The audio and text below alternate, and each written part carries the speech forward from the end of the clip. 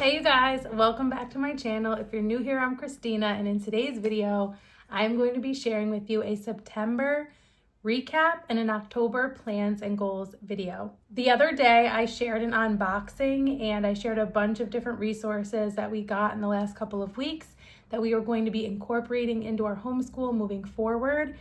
And I did that as opposed to showing them in this video to try to make these videos not quite so long, especially if I have a ton of new resources to share with you guys. So if I mention something in today's video and you have no idea what it is, definitely go back and watch my last video, which was that books and curriculum unboxing. So September, along with every other month it seems, flew by. We had a ton of changes in our family in the last couple of months, which I did mention in my last plans and goals video, and I'm not going to dive too much into it, but just to say that my husband started a new job, which is an amazing job for him. Not amazing in the sense of like, oh my gosh, we're rich now. It's not that kind of amazing. It's a kind of amazing where he really feels like he stepped into his God-given calling. And so we are so grateful. We are just a few weeks in now. We did have like a full month of him having a gap in between his last job and this one. So as you can imagine, unless you're someone who has a huge savings, that was definitely a trying time for our family. But I have to say, like, looking back and even during it, we just noticed how much joy and peace we had in the midst of what really should have been a really hard situation. Now, financially, on paper, it looked bleak. Like, it looked scary. Like, we should have been not in a good place, but like God really blessed that season, and we really feel like we needed that season together as a family. Like, my husband was working a ridiculous amount of hours. Our family time was very limited. I was really overtired because I was with the kids so much, and even though that's like such a gift and that's what we wanted and that's why I'm home, it was out of balance. And so we had like 3 to 4 weeks of time where he was with us 24/7, and it was really like a healing time, a really needed time for our family. So I just want to encourage you that I'm really doing a really brief recap of that time, but I just want to encourage you that if you're faced with a really hard season, it may not always be so quick like it was for us, that you see the silver lining, that you see God's hand in what seems like should be a really hard situation.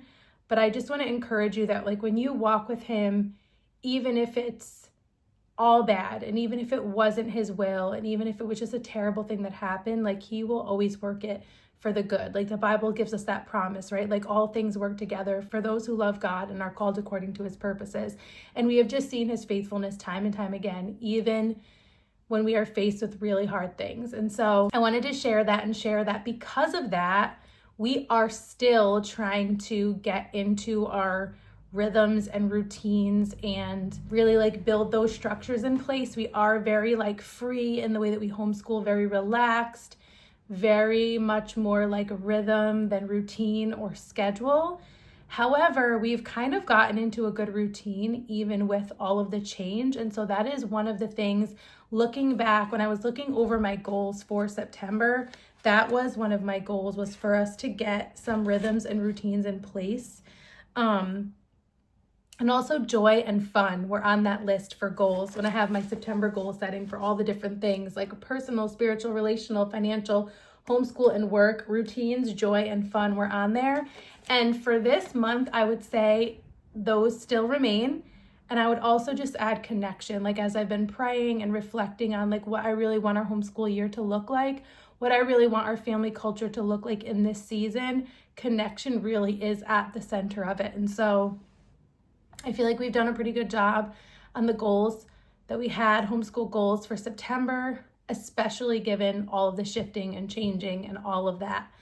Some personal goals that I had, like getting back to workouts, that did not happen. I was kind of working a lot, even though like it balanced out because my husband was around so much. So we still got more time together than we usually would. And he got way more time with the kids than he usually would. But when I had my free time, I really did try to like work on my business as a way to kind of bridge the gap financially during that season. And God really did show up and provide through that. And like we are still like getting our feet under us in regard to all of that in real time as I speak, and it's going to take a little bit of time.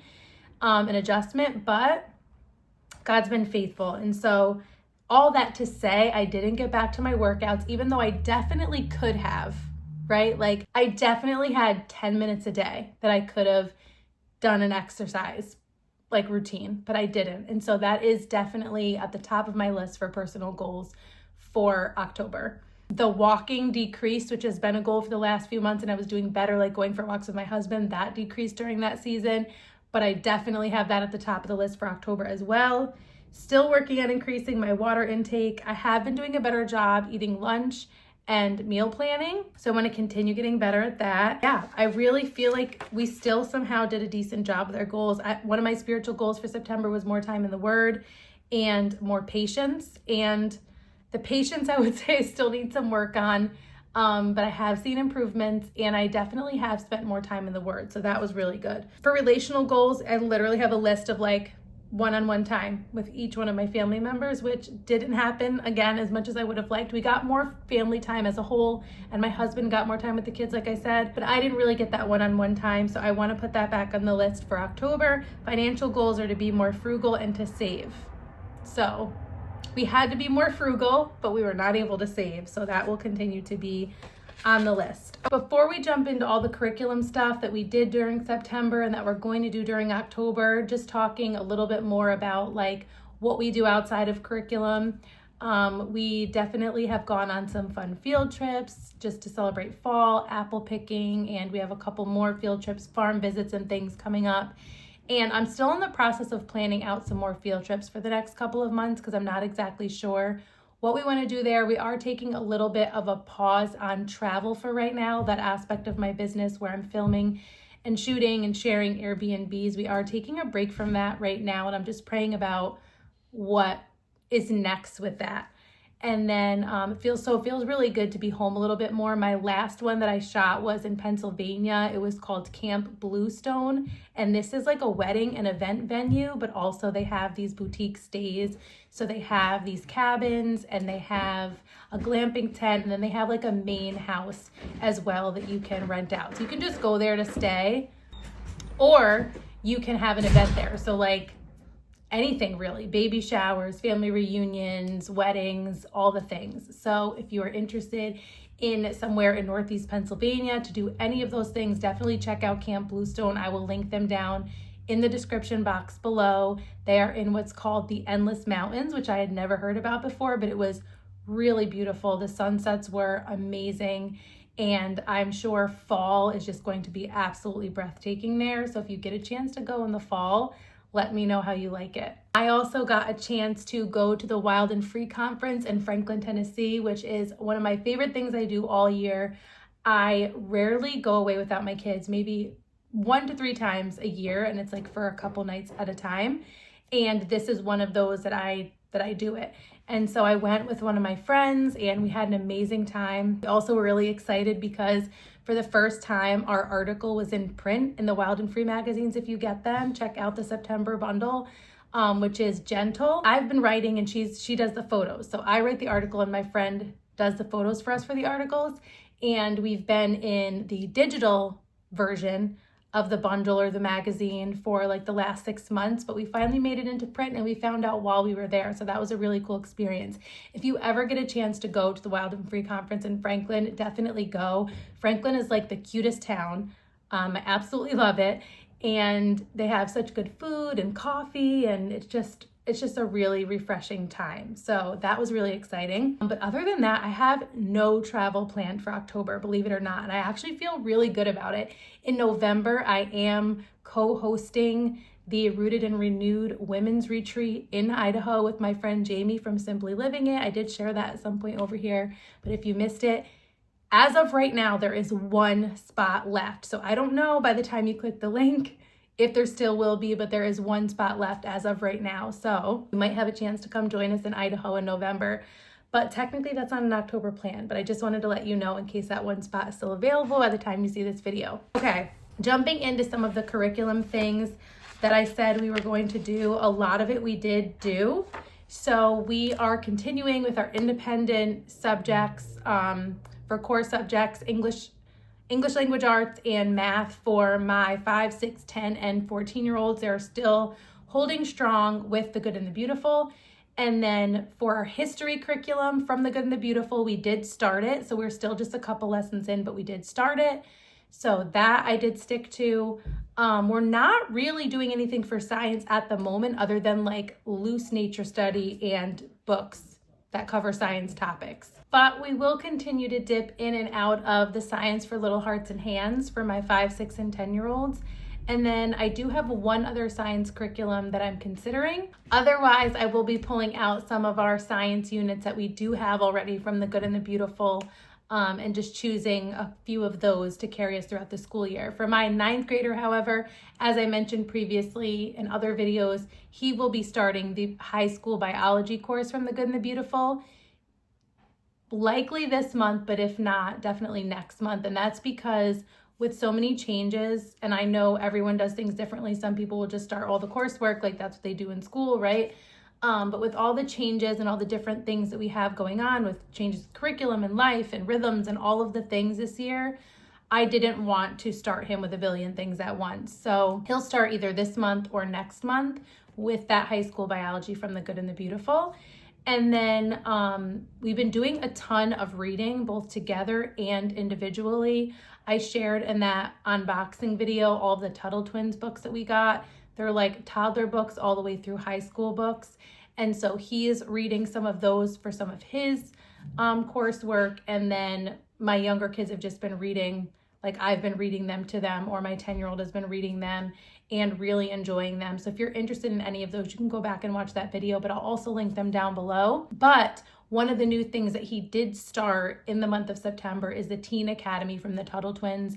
And they have such great courses that are not your typical courses. I feel like a lot of times when you're getting ready to high school or to do high school, to homeschool high school, people all of a sudden are like, oh my gosh, I have to go super traditional now and make it look like the courses that they do in public school. And that's not necessarily the case.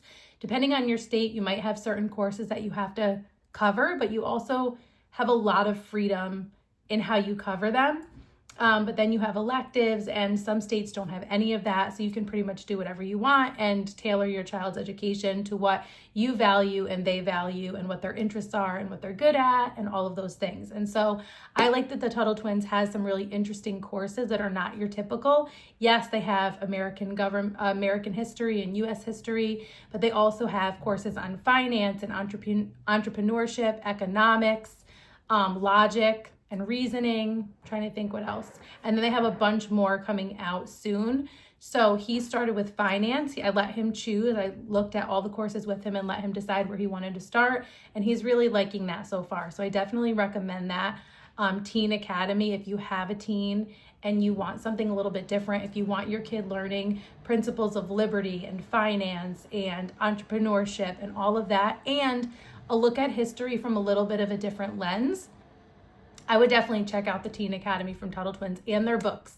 Their books are so good as well. So I will link them down below in the description box. So lots of Tuttle Twins going on in my house over the last month or so. We've also been doing a lot of connection-based activities, especially my youngest 3 kids and I. We've been using different resources from the Autumn Family Connection Bundle. If you haven't seen me share that before, either in my last video or over on Instagram, it is only available for a limited time, but it is all connection based, and it is 10 weeks designed with all different resources. Like one day is poetry, one day is literature, one day is watercolor tutorials, and there's just so much in there that's really all based on connection. And I really love that because that is really what I want to focus on in this season. And so we've been alternating between doing that some days and then doing more standard subjects on other days, and then some days a little bit of both, just depending on the day. So we will continue to use that throughout the next month at least.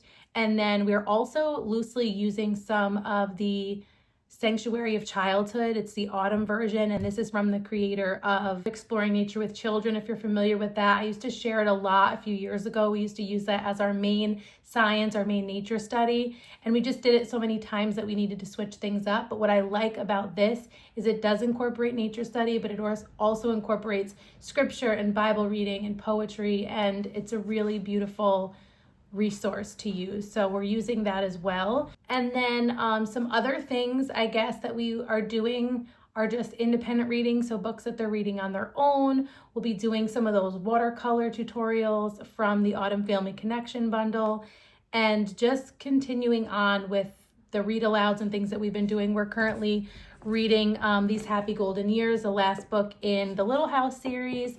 We're reading Elizabeth Elliot's biography, Christian Heroes Then and Now.